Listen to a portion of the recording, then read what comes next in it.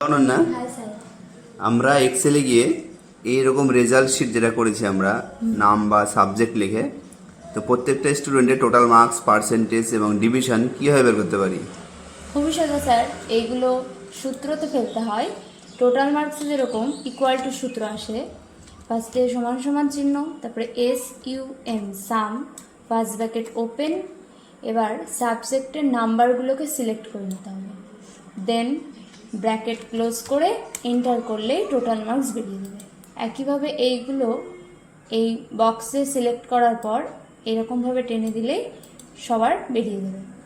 একইভাবে পার্সেন্টেজ, ফার্স্টে equal to, এবার টোটাল মার্কস ভাগ সাবজেক্ট যেহেতু 5টা আছে সেহেতু 5 দিয়ে ভাগ করে এন্টার করলেই পার্সেন্টেজ বেরিয়ে যাবে। একইভাবে প্রত্যেকটা এইভাবে নাম্বার পার্সেন্টেজ বেরোবে।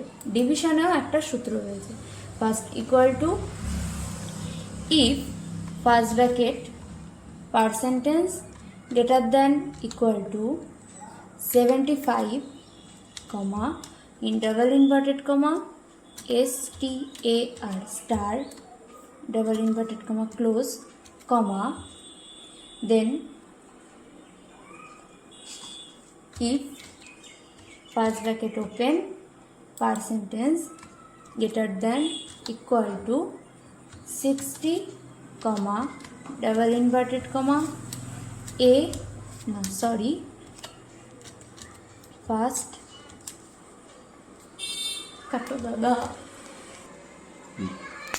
দেন comma if first bracket open percentage greater than equal to 45 comma double inverted comma second division inverted comma close comma if first bracket আবার percentage greater than equal to 30 comma double inverted কমার মধ্যে third division comma inverted comma fail.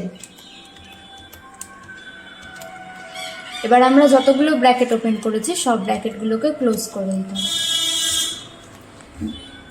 তাহলে আমরা যদি 75% পাই তাহলে star পাবো, যদি 60% পাই first division পাবো, যদি 45% পাই তাহলে সেকেন্ড ডিভিশন পাবো, এবং 30%-এর উপরে পেলে পাস অথবা থার্ড ডিভিশন আসবে অথবা ফেল করবো, তাই তো? ওকে, এবার এন্টার করে দিলেই এখানে নাম্বার চলে আসবে। একইভাবে এটা সিলেক্ট করে নিচে নামিয়ে দিলে এভাবে নাম্বার। ওকে, ভেরি গুড।